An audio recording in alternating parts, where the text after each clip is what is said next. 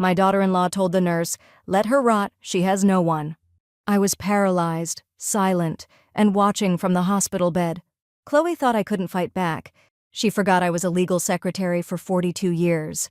3 weeks later, I had her evicted, with witnesses, cameras, and court orders.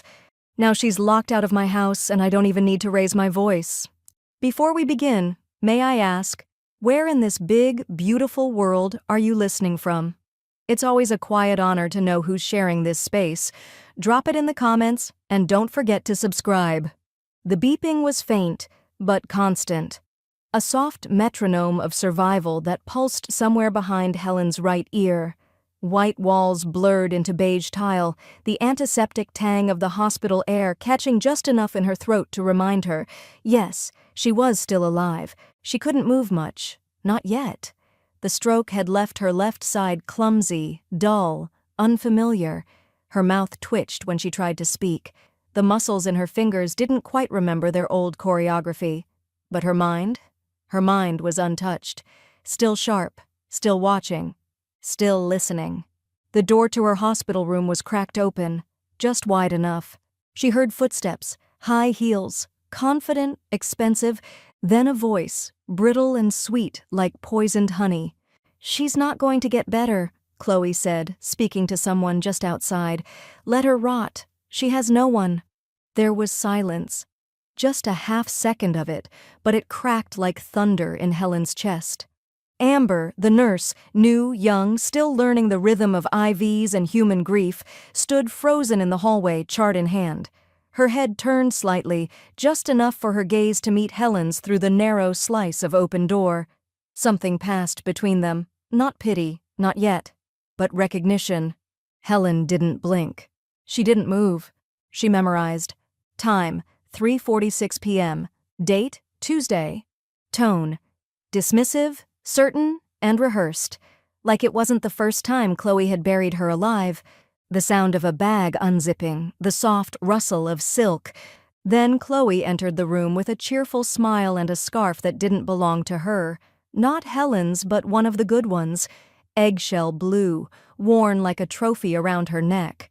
"Oh, Helen," she crooned, placing a too-cold hand on Helen's shoulder. "You look so much better today." Helen's gaze didn't leave her face.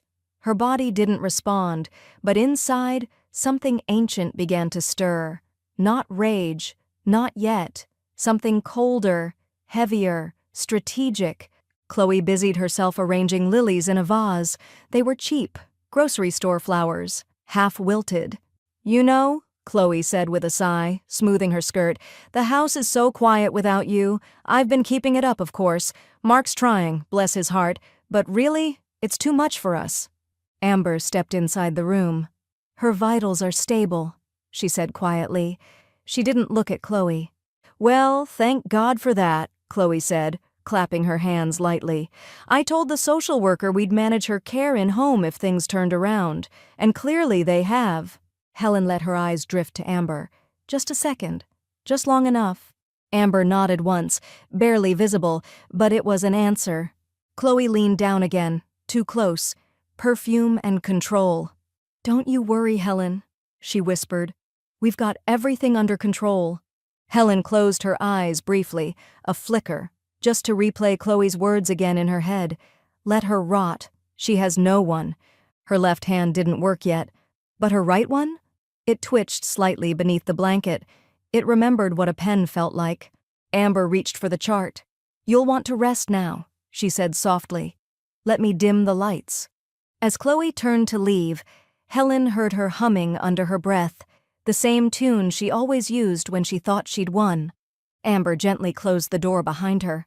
Helen stared up at the ceiling, quiet, awake, alive, and planning the first move of her last fight. A legal secretary for 42 years. She'd taken down men who thought they were gods. She'd rewritten contracts from memory. She'd buried secrets for others. But this betrayal wasn't abstract. It was domestic. And now, it was personal. The hallway outside crackled with a pager. Amber's voice was soft but clear. "I need to make a call," she said to the nurse's station. "It's urgent."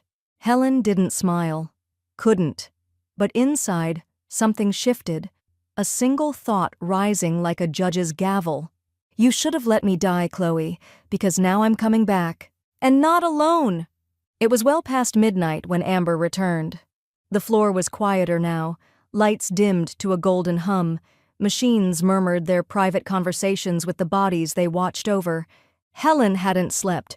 Her eyes were open, alert, locked on the strip of ceiling where a water stain curved like a faded question mark. She had tracked the hours by shifts and silence, waiting, calculating. Amber eased the door open, then shut it behind her with a soft click.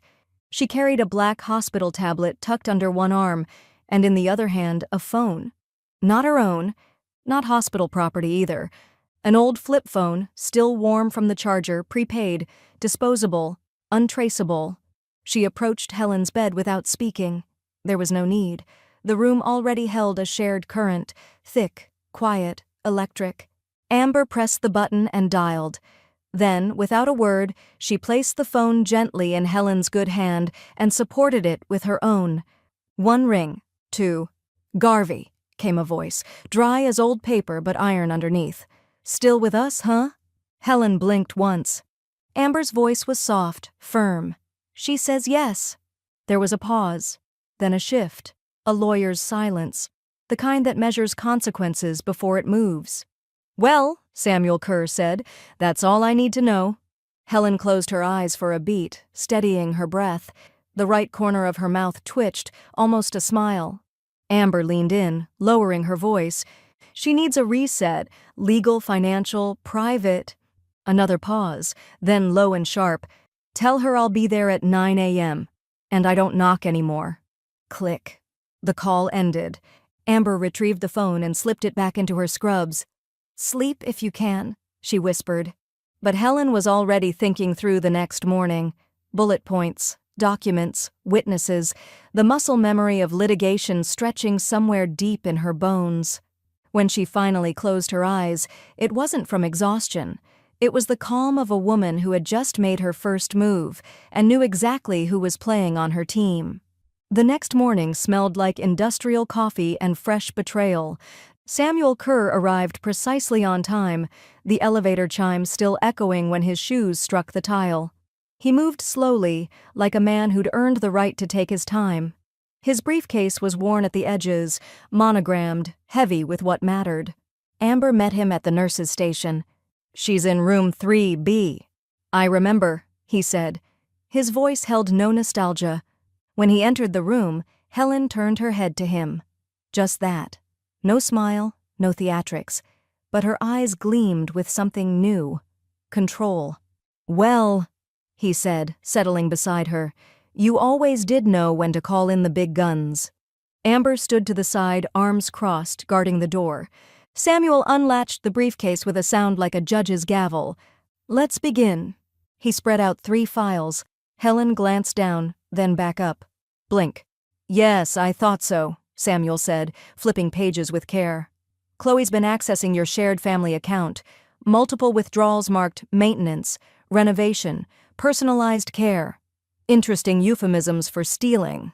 Amber stepped forward and handed him a neatly typed page. Her signature was at the bottom, alongside a time-stamped photo of the locked pantry door and an itemized list of what Helen had been denied. "She's good," Samuel muttered, eyes scanning the document. "But not smart enough." He looked over at Helen, and for the first time his mouth curved upward. "You picked the right ally." Helen didn't blink this time. She simply stared at him, long enough to speak volumes. Samuel closed the file. "We'll need 3 more days. Maybe 4. But when this drops, she's going to wish you'd stayed silent." Outside the window, rain began to fall. Slow, steady, cleansing. Inside, Amber's phone vibrated. She checked it, frowned slightly, then turned it toward Helen. A message from Chloe. "Discharge papers coming early, hope you're ready." Helen read it once. Then, without taking her eyes off the screen, she reached for the pen Samuel had set on the tray beside her. Her fingers closed around it. Slow, shaky, but steady. The house didn't smell like home anymore. Helen had expected it, prepared herself even, but the moment she crossed the threshold, something inside her contracted. It wasn't the dust or the faint trace of cheap lavender detergent, it was the feeling, the shift, like she was no longer returning but entering foreign territory. Her own home, now held hostage. Amber wheeled her in carefully, keeping one hand on the chair and the other tight around the handle of her satchel. Chloe appeared instantly, like a hostess at a hotel she didn't own. "There we go," she chirped, voice dipped in syrup. "Let's get you upstairs. That level's more comfortable. Less in the way." Helen raised an eyebrow but said nothing. Her silence, once mistaken for weakness, had become a weapon. Amber pushed her forward. "Stairs?" No, Chloe said too quickly. "The lift's operational again. Mark fixed it himself." Helen didn't believe that for a second. Upstairs, the room Chloe had prepared was spare. A bed, a dresser, a chair with stiff cushions. The view of the garden was gone, replaced by the side yard and the neighbor's rusting shed. The curtains were floral in the way fake things always are. "You'll love it up here," Chloe said, fluffing a pillow unnecessarily. "Quieter. Fewer distractions." Amber glanced around the room like she was scanning a crime scene. "Where's the call bell?" Chloe blinked. "Oh, I didn't think she'd need one." Helen's eyes narrowed slightly. Later, after Chloe floated off to prepare lunch, Helen wheeled herself to the landing. The scent of roasted vegetables drifted faintly upward, but nothing fresh, nothing she recognized. She pointed toward the stairs. Amber nodded. Together, slowly, they descended to the main floor. What used to be Helen's kitchen, the heart of the house with its cast-iron pans and sun-warmed tiles, had been gutted. Gleaming quartz now lined the counters, cold and soulless. Her spice rack was gone, her tea tins replaced with plastic-lidded jars. And the pantry door? Locked. Not with a child latch or something discreet. A full deadbolt, shiny and new. Helen pulled out the small leather notebook she kept tucked inside the blanket draped across her lap. She scribbled, slow, deliberate strokes. Locked. Pantry. New bolt. Amber didn't speak. She simply pulled out her phone and snapped a clear photo, angle, timestamp, all of it. "This okay?" she asked softly. Helen nodded once. Amber hit send. In his office downtown, Samuel Kerr received the photo and tapped twice to zoom. He didn't curse, didn't blink, just picked up the phone with the casual pace of a man placing an order he'd made before. "Tamara," he said when the call connected, "we'll need original deed access, Garvey estate, safe copy, and the living trust documents." A pause. "Yes, I'm aware of the locked pantry. No, that's not legal." Another pause. "No, Chloe doesn't know I know yet, but she will." He hung up and leaned back in his chair, staring at the framed certificate on the wall. Probate Specialist of the Year, 1994. "This one's going to sing," he murmured to himself. Back in the house, Chloe reappeared in the doorway with a plastic tray.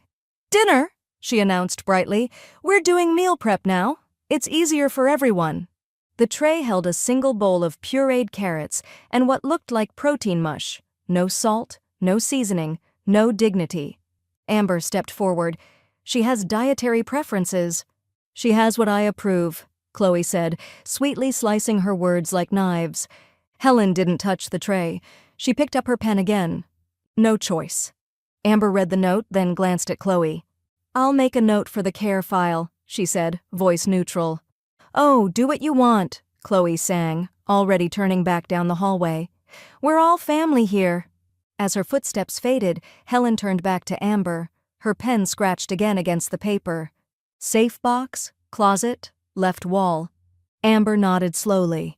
And then Helen underlined one word: trust. It happened on a Tuesday morning, the kind of clear, brittle day that made the azaleas outside bloom with insultingly perfect color. Amber had just finished adjusting the pillows behind Helen's back. The tray beside her held a pot of early gray, not steeped from a bag, but from the stash Amber had secretly recovered from a bin marked expired toss. One small act of rebellion, one remembered comfort. Footsteps approached, crisp, clipped, and too fast to be casual. "Chloe." She appeared in the doorway holding a clipboard and a smile too bright to be sincere. "Amber," she said, voice light but razor-lined. "I think we're going to make some changes." Amber straightened but didn't step back. "We're downsizing help," Chloe continued. "With the new systems in place, we just don't need as much oversight. I'll take it from here." Helen's hand paused mid-sip. Amber's voice was steady. "With respect, Mrs. Garvey's care isn't up for your management." There was silence. Then Chloe's smile slipped for just a second, like the mask cracked. "She's my mother-in-law." "And I'm her licensed healthcare provider," Amber said. "And unless you're holding medical credentials behind that designer blouse, you don't get to dismiss me." Chloe blinked. The silence snapped. "Well," she said, voice sharpening, "Mark and I will discuss it. In the meantime, I suggest you consider your contract provisional." Amber didn't flinch. She simply turned to Helen. "I'll call Samuel." 2 hours later, Samuel Kerr was in the living room. His briefcase thudded softly against the polished wood coffee table. Mark stood by the window, arms folded, eyes bouncing between Chloe and the floor. Helen sat at the far end of the couch, her hair combed, her back straight, her notebook resting beside her like a co-conspirator. Samuel adjusted his glasses and pulled out a single document. "This," he said, laying it flat, "is an updated healthcare proxy designation. Signed, witnessed, filed." Chloe stepped forward. "You can't—" "I can," Samuel cut in. "And I did." She now speaks through Amber in all matters of health, treatment, and discharge, retroactive and binding. Mark scratched the back of his neck. "Babe, maybe we should let this breathe for a bit." Chloe turned, eyes flashing.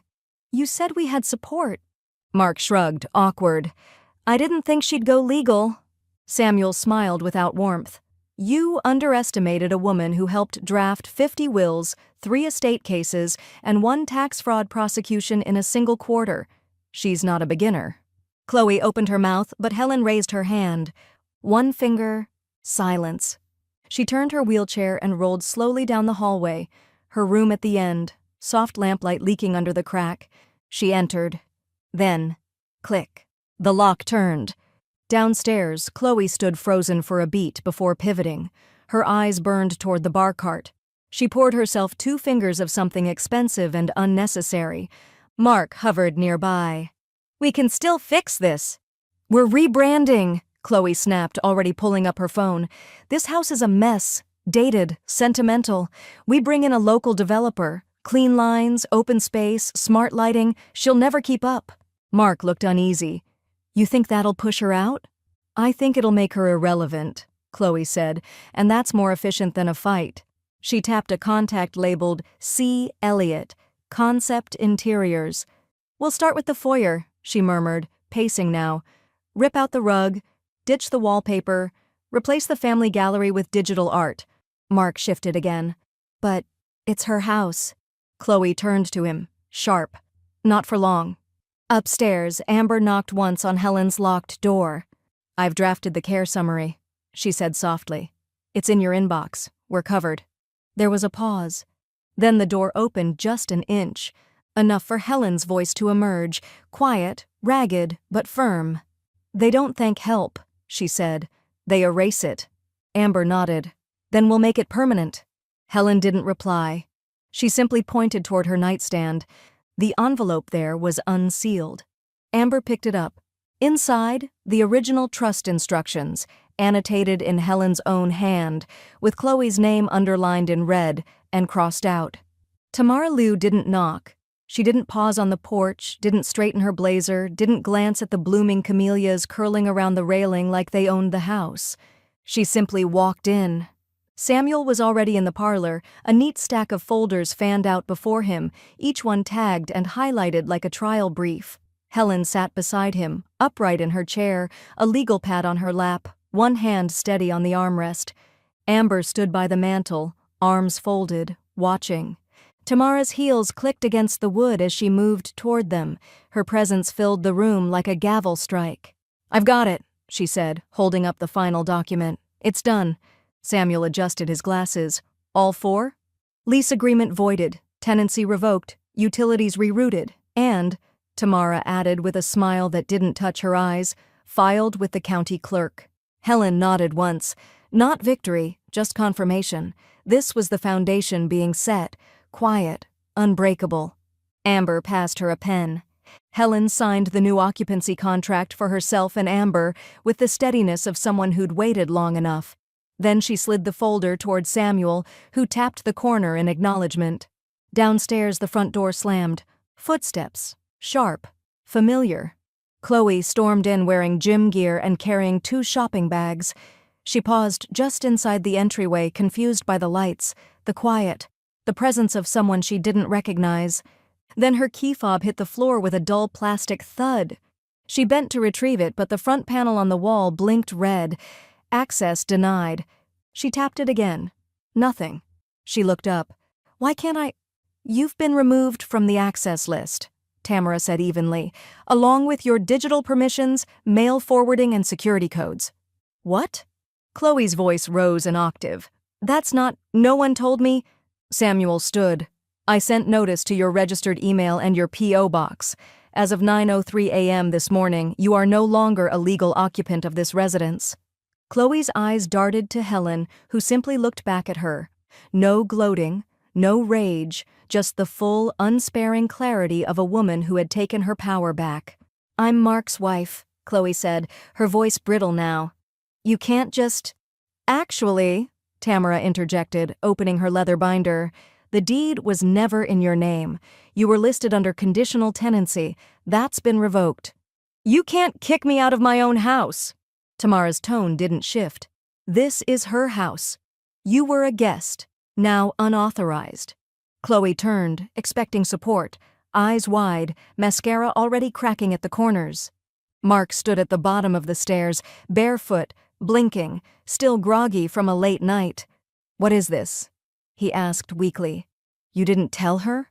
Amber asked, arms still crossed. "That's awkward." Mark looked from Chloe to Helen, then to the briefcase on the coffee table.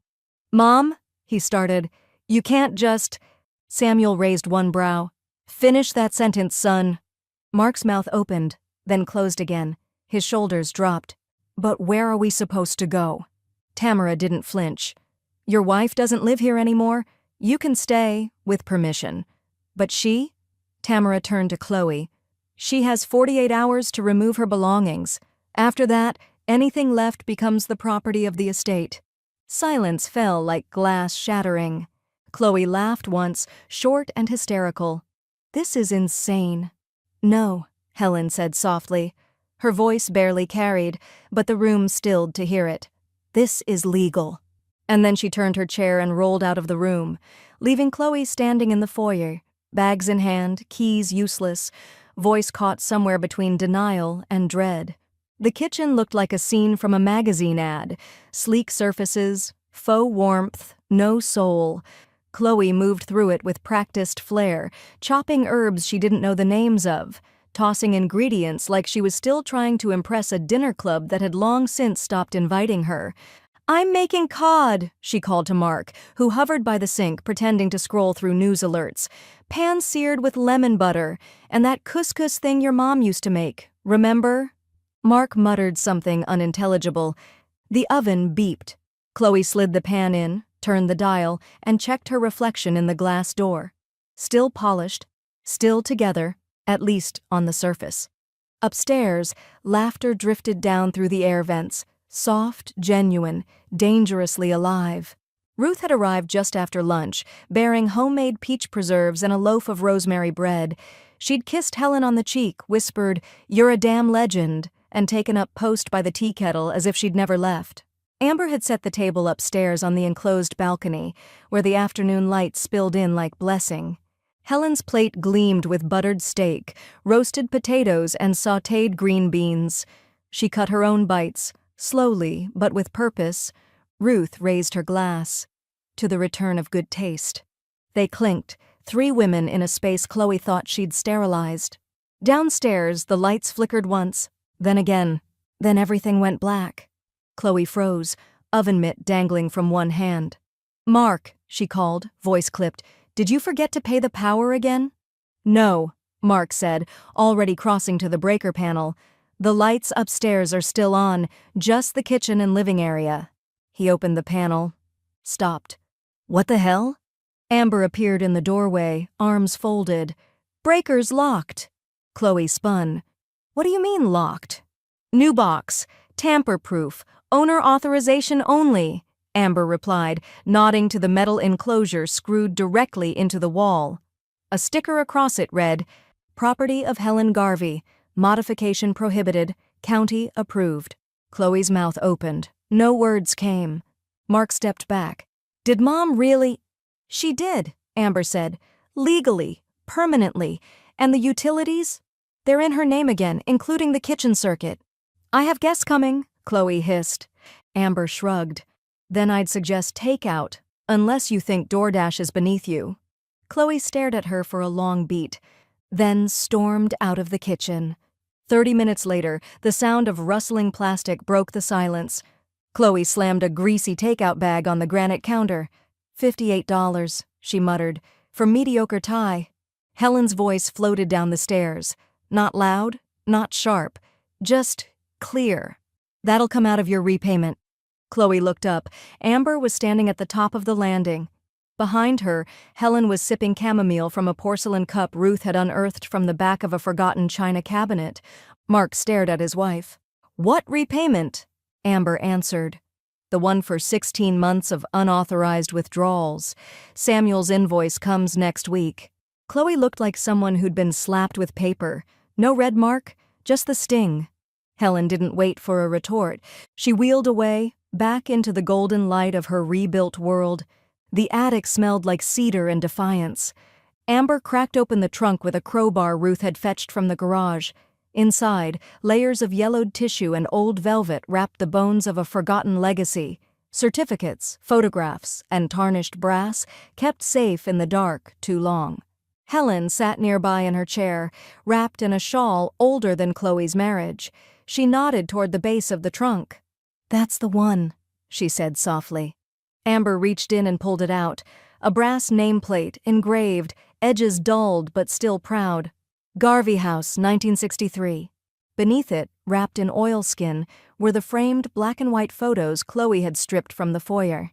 Helen's wedding portrait, the groundbreaking of the estate, a signed commendation from the mayor's office, and one picture of a much younger Samuel standing beside Helen and her late husband. Champagne glasses raised in a moment that hadn't known what was coming. Chloe had boxed them up months ago, called it refreshing the space. Helen called it something else. Erasure.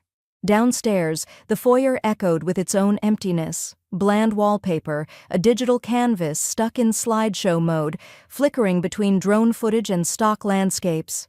Amber carried the first frame down and held it up. "Here?" she asked.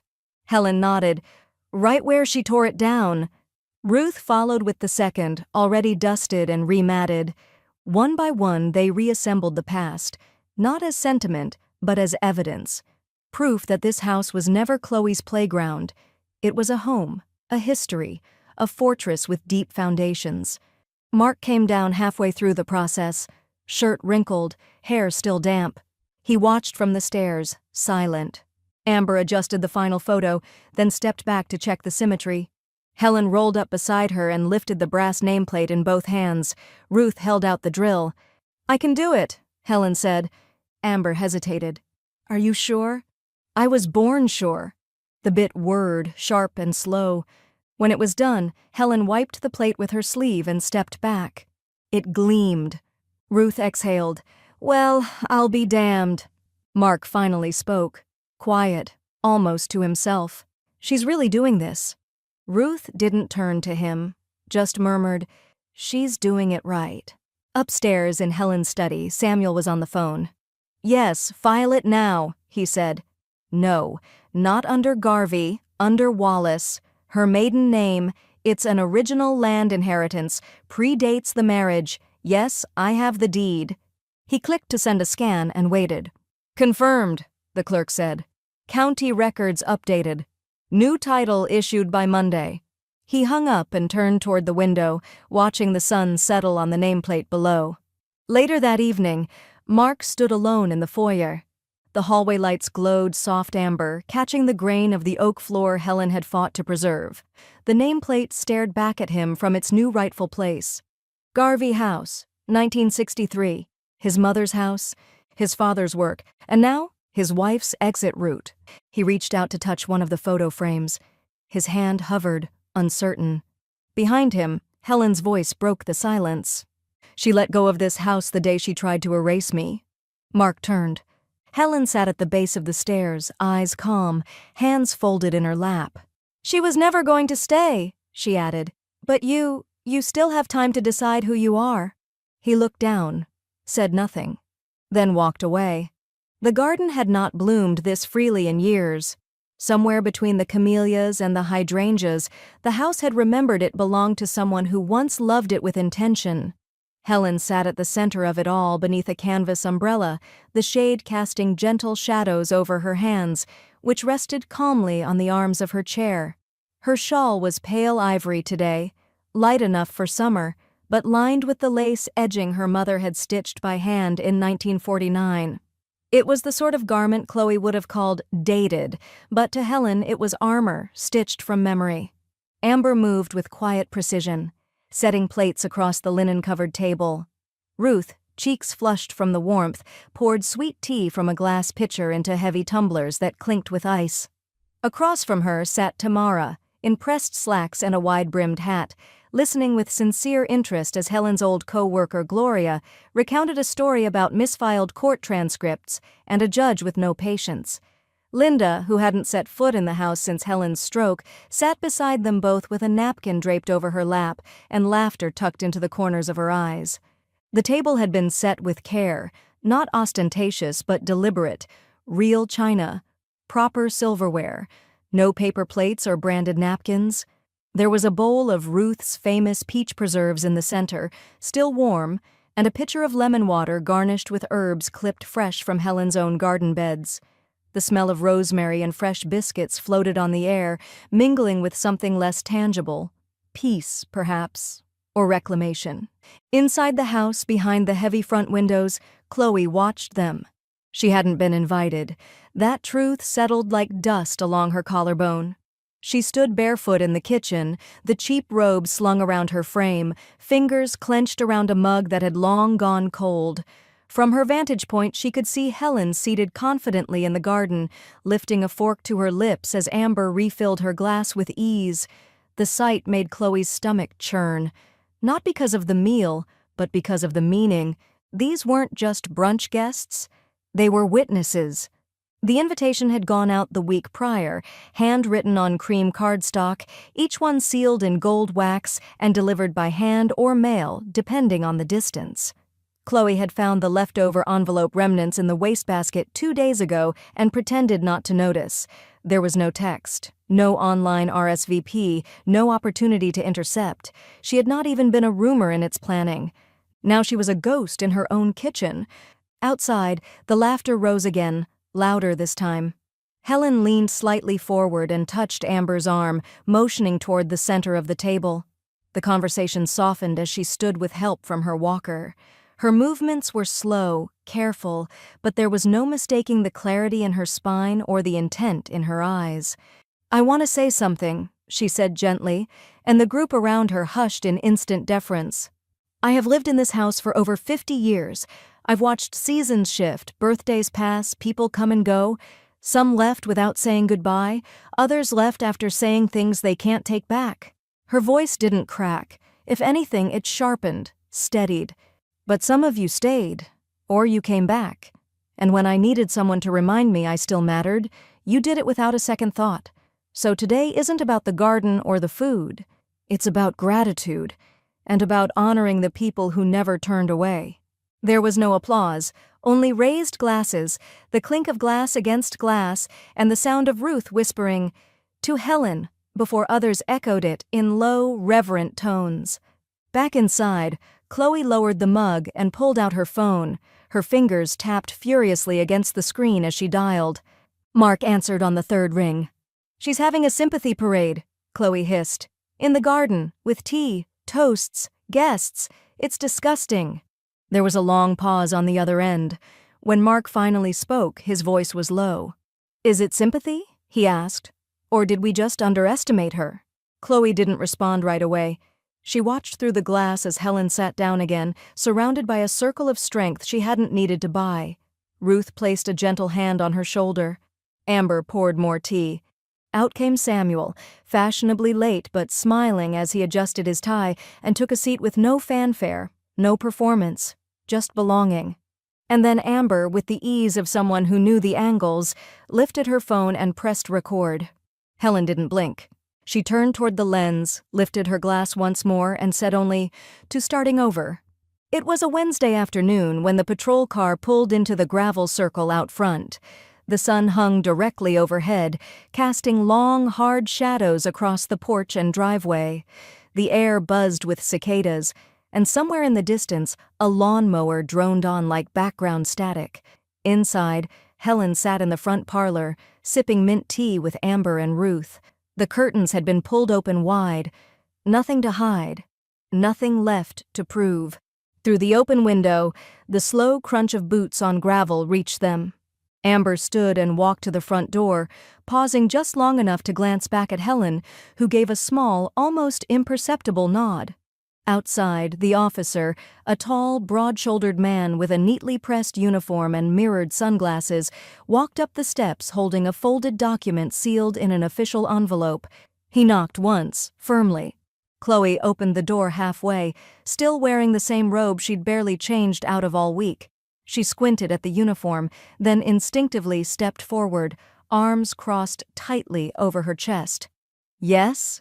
she asked, her voice already sharp with suspicion. "Ma'am," the officer said with practiced calm, "I'm here on behalf of Ms. Helen Wallace Garvey, legal occupant and owner of this residence. I have official documentation for service." He held out the envelope. Chloe didn't take it. "Excuse me?" she snapped. "This is my house.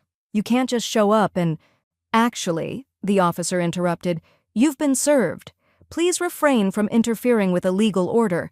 This is an official eviction notice. You have 48 hours to vacate, or you will be removed by court enforcement." Chloe's face twisted. "This is elder abuse," she shouted, loud enough for the whole street to hear.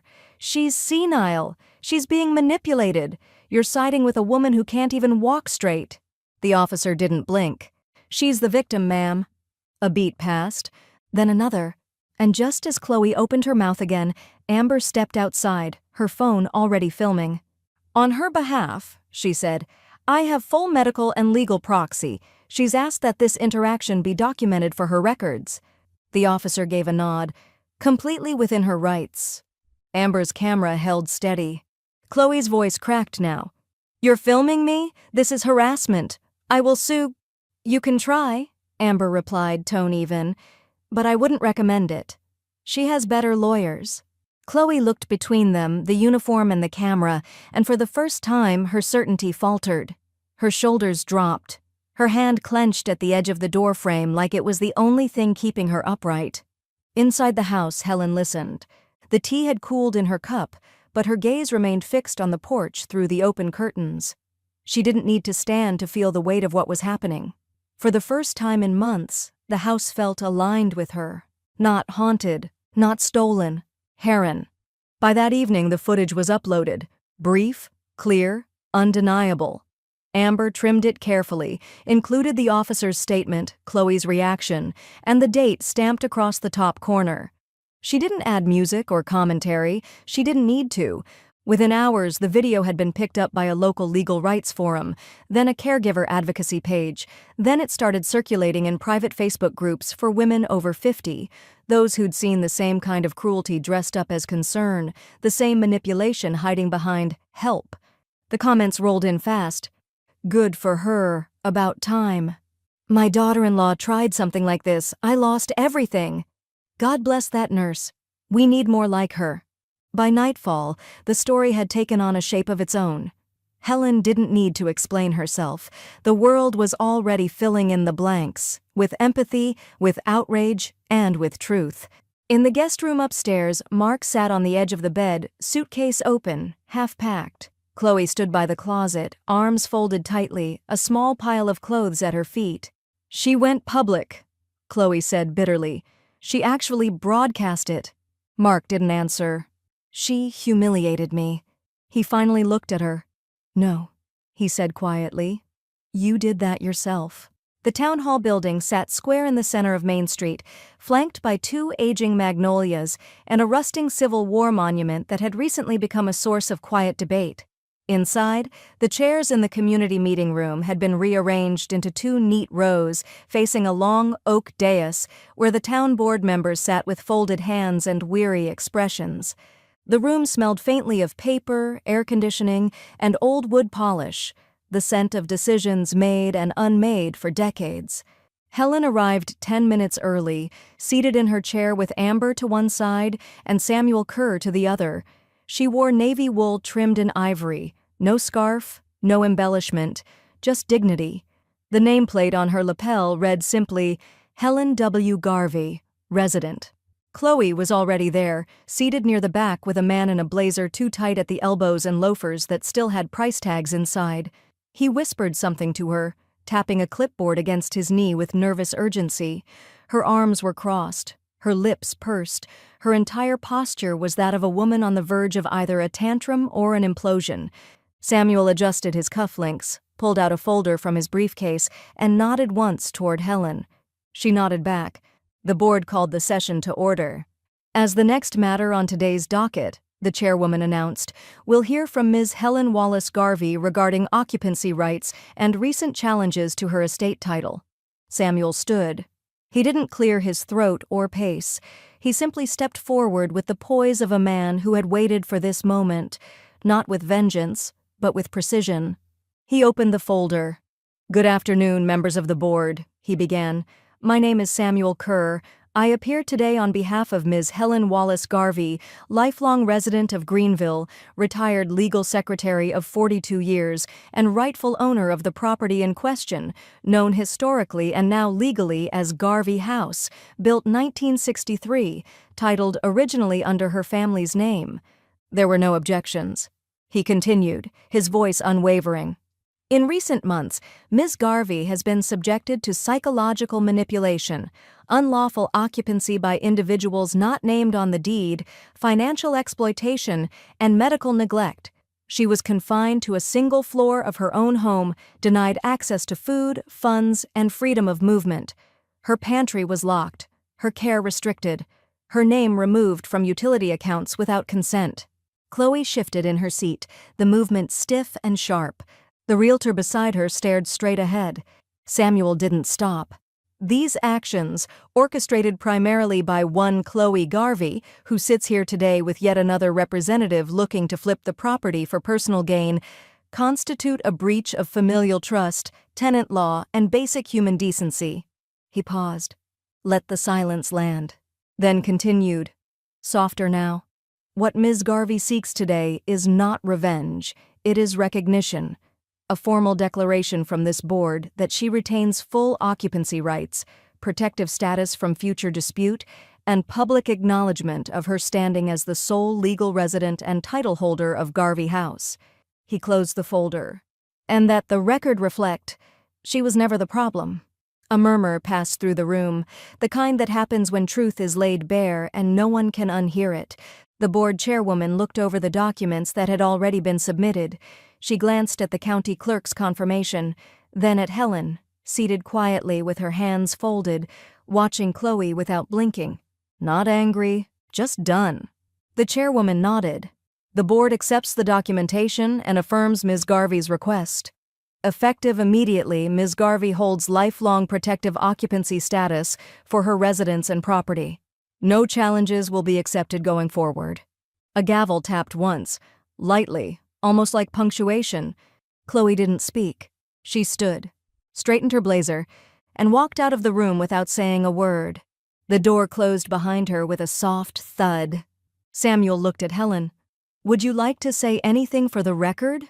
Helen turned toward the board. Her voice, when it came, was low but steady. Let the record show, she said. I'm still here. The office at Greenville Public Utilities hadn't changed in decades. Beige linoleum curled at the corners. Fluorescent lights hummed overhead, casting a sterile glow on laminated flyers about storm safety and seasonal billing plans. Behind the plexiglass window, a woman named Tanya, 59, unflappable, and armed with a keyboard she knew like a piano, adjusted her glasses as she looked down at the screen. "So," she said, tapping a few keys, "your name was removed from the water and electric accounts on January 12th of last year." Helen sat calmly across from her, hands folded in her lap, shoulders relaxed beneath a soft, slate-blue cardigan. Amber stood to her right, legal documents neatly arranged in a leather portfolio. Ruth had driven and was parked out front, knitting and listening to old jazz on the car stereo. Helen tilted her head, just slightly. "Removed without consent?" "That's what it looks like," Tanya said. "Rerouted under a Chloe Garvey. Same service address, same meter readings, but different logins. No authorization request on file, no power of attorney on record." Amber spoke next, sliding 2 notarized forms under the plexiglass. "We're requesting immediate restoration of name and access, with full backdating to the day of removal. This includes penalties incurred under fraudulent access codes." Tanya looked at the forms, let out a slow whistle, and nodded. "Don't get many of these," she murmured, typing faster now. "But when we do, it's usually because someone finally decided they were tired of being treated like a guest in their own home." Helen didn't smile. She didn't need to. 40 minutes later, every account, water, electric, waste, and gas, had been restored in her name. She declined paperless billing. She wanted the records mailed, physically, to the address listed on the deed. Before they left, Tanya printed one final page and passed it through the tray. "This," she said, "is for your records." It was a statement of reversal. At the bottom, a red stamp read, "Fine issued, unauthorized transfer, $928.72. Helen tapped the paper once with her index finger, then looked at Amber. "That's about the cost of that smart fridge she insisted on," she said. "Fitting." That afternoon, installation began. A private technician hired by Samuel arrived just after lunch, carrying a box of equipment labeled Guardian Home Network. Within 2 hours, the house had a new system: motion sensors, temperature monitors, smart locks, voice alerts, and a discrete control panel installed directly beside Helen's bedroom doorway. Amber and Ruth received access codes, biometric clearance, and remote logins. Chloe did not. Neither did Mark. Helen tested the thermostat first. 72, she said aloud. "The new standard." The panel lit up green, and the air conditioning hummed to life. Later, Amber found Chloe's old login still trying to access the utility hub from a mobile device. The system flagged the attempt, blocked it, and auto-forwarded the report to Helen's private account. Chloe, now 2 towns away in a rented townhouse with weak Wi-Fi and no view, received a letter 2 days later. It was from Greenville Collections Bureau. She had 30 days to pay the outstanding utilities balance from the previous residence. Failure to comply would result in a lien being placed against any jointly held assets with Mark.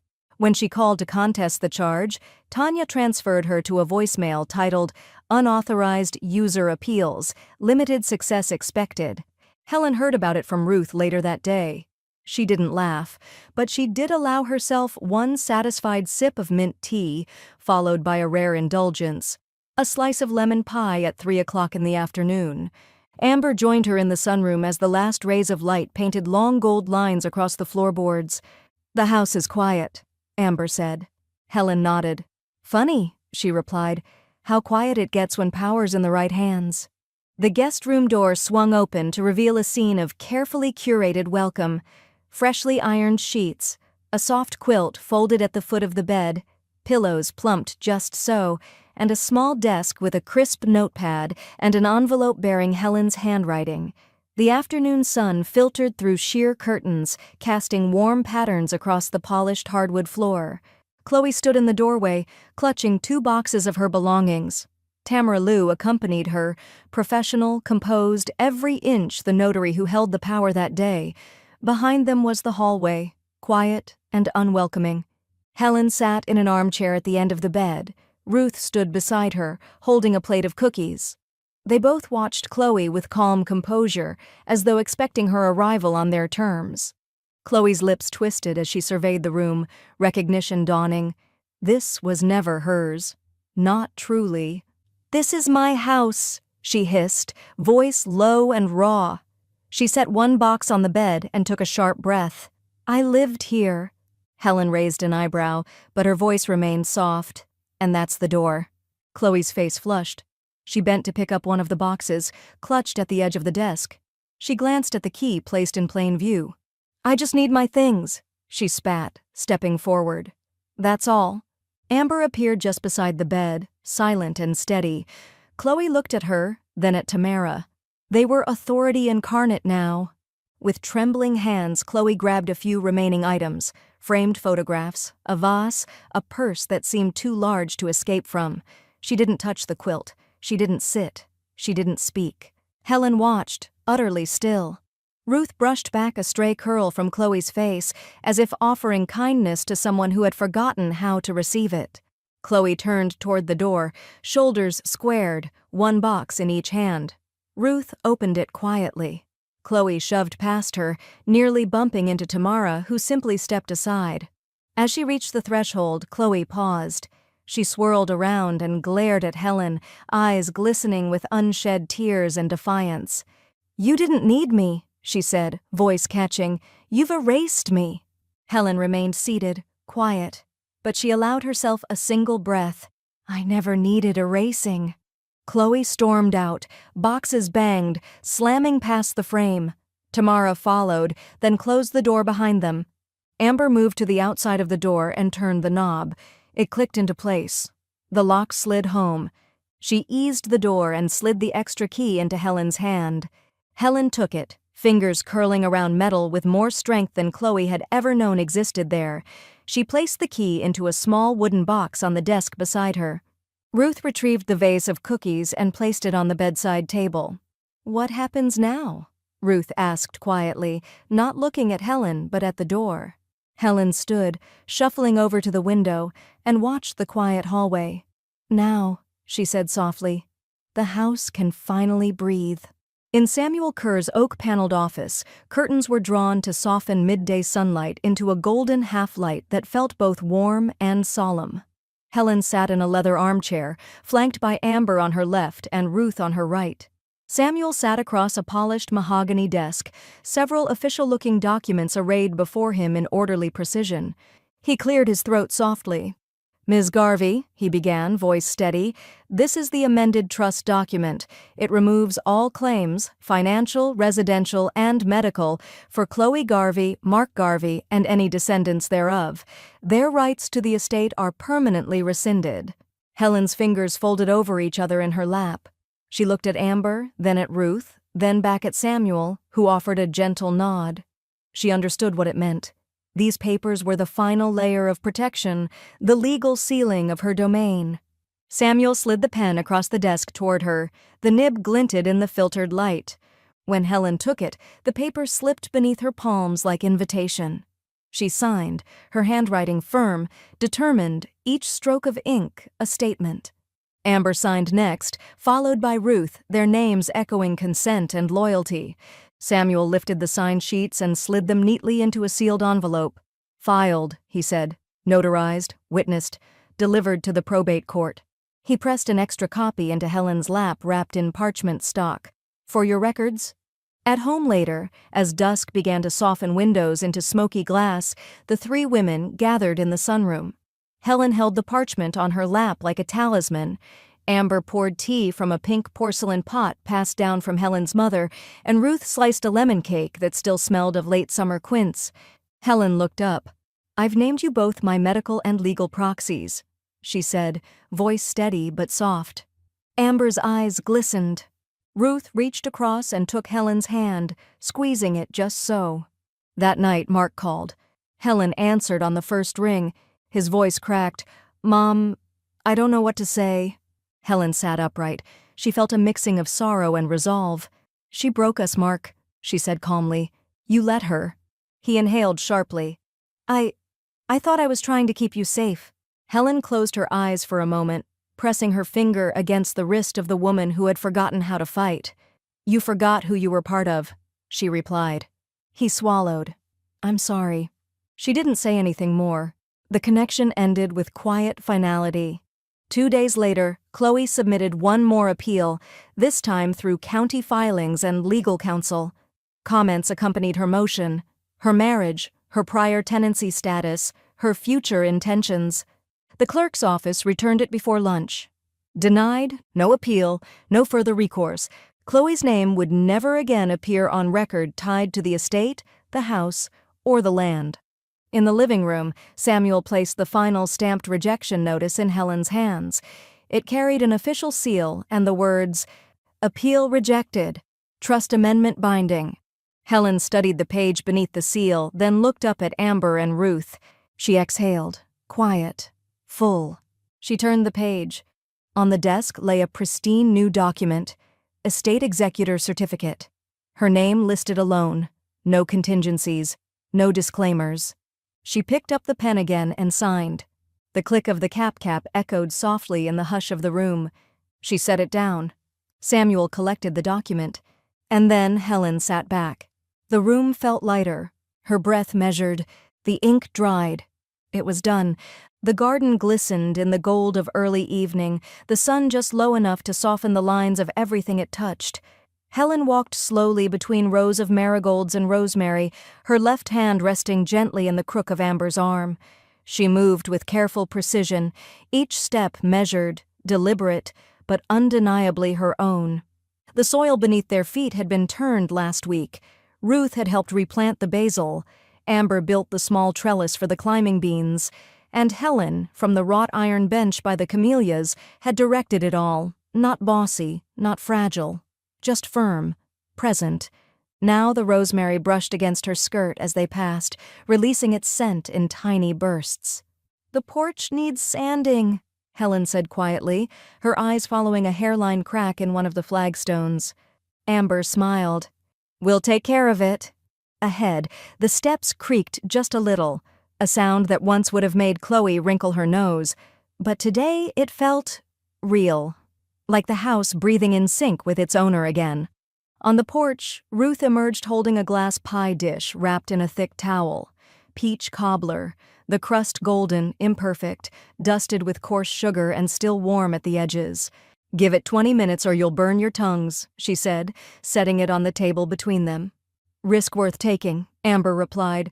They settled into their usual spots, Amber in the rocker, Helen in the cushioned chair with the high arms, Ruth at the table, peeling a single orange like it was a ritual. The porch was quiet, not empty. Just quiet. Inside, after the cobbler cooled and the light thinned further, Helen moved to her writing desk. A large manila folder rested in the center, tied with a navy ribbon. She untied it gently and opened it. Inside, her full estate plan. Finalized, stamped, indexed, every page meticulously arranged, property, accounts, end-of-life care, charitable disbursements, the transfer of the land into a local preservation trust. There were no gaps, no loose ends, no names left dangling that didn't belong. She ran her finger over the final page, a simple line of bold print. Executor, Helen Wallace Garvey, not widow, not mother, not in-law, just Helen, whole, enough. Her eyes lifted to the bookshelf beside her desk. Nestled between an old poetry collection and a framed black and white photo of her and her late husband was a new addition, the picture Amber had printed from the eviction footage. Helen, seated calmly on the porch, her chin high, the officer at her side, Chloe mid-scream in the background, frozen in digital fury. Below the photo, the brass plate read, "Not the day I was broken. The day I was counted." She stared at it for a moment, then closed the estate folder and placed it in the drawer beneath the desk. Later that evening, Amber returned from the mailbox with a stack of envelopes bound by a thin rubber band. She flipped through them absently. Utility statements, a gardening catalog, a fundraiser flyer for the animal shelter. Then she paused. A pale blue envelope, hand-addressed, no return address, no logo. She handed it to Helen. Helen opened it slowly, sliding one finger under the flap. Inside was a card, plain white, embossed with a soft watercolor of the town's community center. The message inside was written in careful cursive: "We watched, we heard, we know. You're an inspiration, Ms. Garvey. Thank you for reminding us what dignity looks like." Signed, Greenville Women's Support Circle.